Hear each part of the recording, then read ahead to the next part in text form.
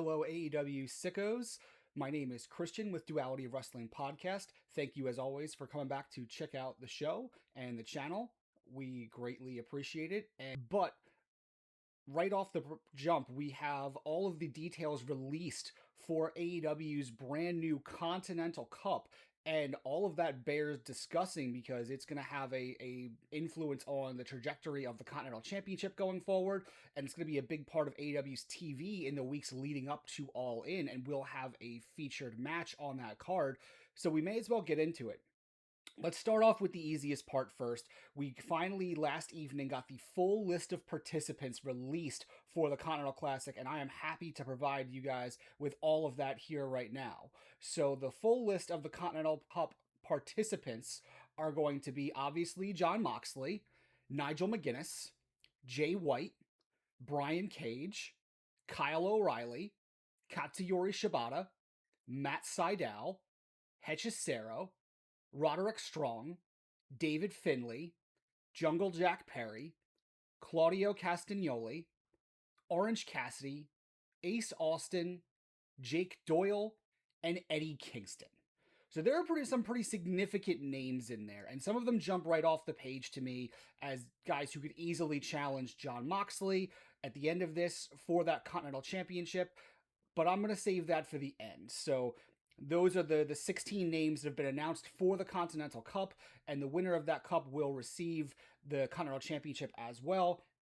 So speaking of that, let's look at the rules for what this Continental Cup in its first ever incarnation is going to look like and how it will work from now all the way until All In. So, much like the Continental Classic and the Continental Championship rules as a whole, there is no outside interference, but this also comes with no time limit, so that's also of interest. Obviously, we have 16 wrestlers competing in 8 blind draw matches. How much of that is actually blind draw is very open to interpretation because obviously this is wrestling. But then following that, we have the 8 winners move on to 4 additional blind draw matches.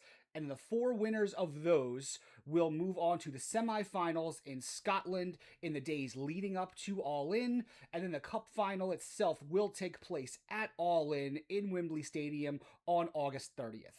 The winner of those finals will receive the Continental Cup and will be the new AEW Continental Champions. So I'm unsure if this is going to augment the Continental Classic or replace it. I know this is supposed to be very much in the theme of like an EPL style tournament, hence why it's culminating at All In London.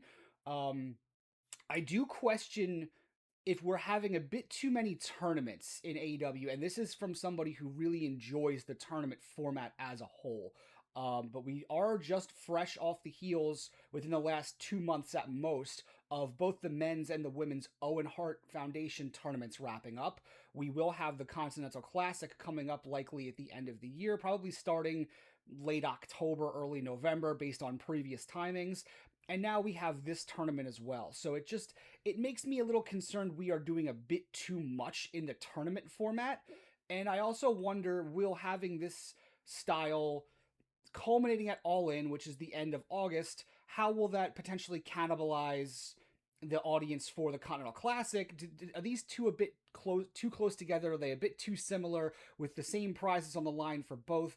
I don't know that it makes sense to do this at this time, but this could just be a one-off as well. We don't know if this is going to be an annual event or if this is something that's just going to be happening this time because we're finishing up the tournament at Wembley. That's still yet to be determined. However, it does give us a Continental Championship match with some stakes at the London pay-per-view, which obviously is worthwhile. So, leading us up to what will get us there, what are the matches for the first round? Well, thankfully, we have those revealed as well. Those first 8 blind draw matches for all 16 competitors have been revealed, and I am happy to share them all with you right now. The first round is going to consist of the following 8 matches.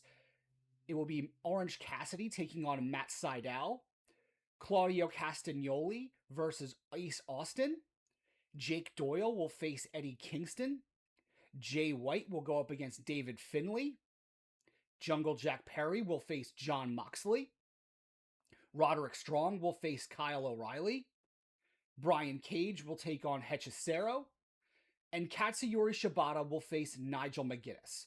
Now, at first glance, you can tell there is not some full randomness in what's going on here, right? We've got some storyline matches that are set to advance some things that are going on, and to other ones to possibly facilitate tensions in groups that already exist. So, for example, Jay White versus David Finlay quite obviously is going to try to cap off that aspect of the beef between those two men. So, that doesn't feel random to me at all. Nor does Claudio Castagnoli of the Death Riders versus Ace Austin of the Bang Bang Gang. Those two factions are currently feuding, so it makes logical sense to have Claudio face Ace Austin there, as those two factions are already going back and forth at each other. Now, as far as factions that are sort of going to be going up against each other here, you have the Conglomeration doing some infighting with Roddy Strong taking on Kyle O'Reilly, and then you have the Don Callis family also taking on its own members when Brian Cage faces Hechicero. So, there are obviously some matches here that are not quite as randomly thrown together, but, that's usually always the case. There's like one or two instances in wrestling history, at least in the last 30 plus years that I've been watching, where I can say with confidence that most of the matches were random. So we shouldn't have that be where the bar is set for this one either. And a lot of these first round matches look excellent. OC versus Matt Sydal, gonna be great. Claudio versus Ace Austin should be excellent. Jake Doyle versus Eddie Kingston will be a nice brawl. Jay White versus David Finlay, depending on Jay White's health, should be fine. And hopefully, again, bookends that feud particularly nicely. Jack Perry versus John Moxley will be excellent. Roddy Strong and Kyle O'Reilly will be potentially the show stealer, alongside Katsuyori Shibata and Nigel McGuinness. Those are the ones that we should really be looking for some real excellence. And Brian Cage versus Hechicero will be really good for some good old big meaty men slapping meat. So there's a lot in various styles to look forward to, as well as some good storyline advancement or a culmination within the first round of this tournament. So that's interesting, obviously. And then lastly, what should we expect in the finals? Well, I mean, obviously, I think we're going to end up with John Moxley in the finals being the Continental Championship holder. I don't think he's going to lose that in the early to mid rounds of this tournament. So that makes me think Moxley will end up in the finals. So in that case, I'm sorry, Jack Perry, you are not going to make it there. But it makes us think, who could John Moxley possibly go against in the finals here? And there are three names that jump off the page at me, as well as one that's more of a dark horse. So let's examine all of those and see what makes sense for John Moxley in the potential finals. So the three that jump off the page to me as very possible, given the venue and given the prominence, are going to be Jay White, Kyle O'Reilly, and Nigel McGuinness. Obviously, for Nigel McGuinness, the idea of having this match in London, where he returned, I believe it was 2 years ago in the Casino Gauntlet match, would give this some prominence. Nigel is beloved in his home country, and the idea of doing Nigel versus John Moxley in London would have some significant appeal. That would be a great watch, obviously, and would be big, getting the hometown crowd behind Nigel McGuinness. Jay White obviously is a borderline main eventer, if not full main eventer already, and having him face off against Moxley with the current Death Riders versus Bang Bang Gang beef would make sense. And obviously they're closest to the same level of prominence on the card, so a finals of that would give Jay White something really prominent to do and would keep the level of gravitas and importance of the Continental Championship where it should be. So that could make a lot of sense as well.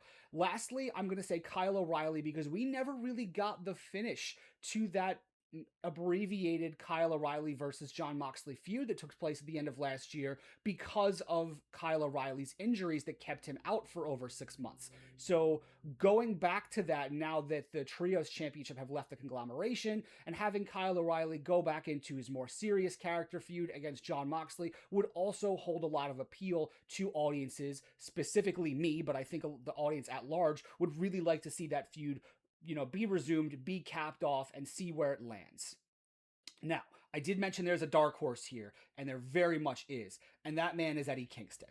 Eddie Kingston is a former Continental Championship holder. He has formerly won the Continental Classic Tournament.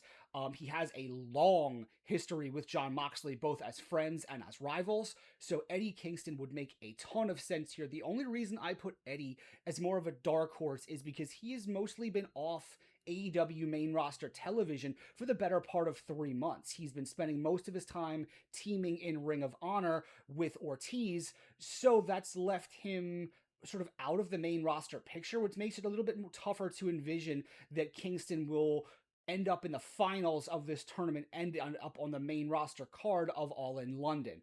I could see Kingston being a semi-finals match that's a big deal on his way to the finals for Moxley. But I don't know that Eddie Kingston, based on the booking that he's had this past 3 to 6 months, is going to end up with him on the All in London card. So to me, I still think the most likely outcomes are Jay White, Kyle O'Reilly, and Nigel McGuinness, but I won't fully rule out Eddie Kingston. Nobody else to me makes sense for a somebody to reach all the way through this tournament and go to All In to face Moxley for the Continental Championship. So I'm going to rule out pretty much everybody else except Eddie Kingston, Nigel McGuinness, Kyle O'Reilly, and Jay White. So that is our preview for the Continental Cup Tournament. What do you guys think about it? What do you think about the rules? Do they seem meaningfully different from the Continental Classic enough to pique your interest and have it be differentiated enough from that tournament? Is there a little bit of, too much tournament going on in AEW right now? And where do you guys think the finals will end up being? Do you think it's going to be Moxley versus one of the guys I listed? Do you see something else completely happening here? Let me know in the comments what your thoughts are. I'm very intrigued to get some opinions that aren't mine regarding the Continental Cup Tournament. But again, thank you for watching. Super excited to see how this tournament plays out. I am Christian. I will see you back here on the next one.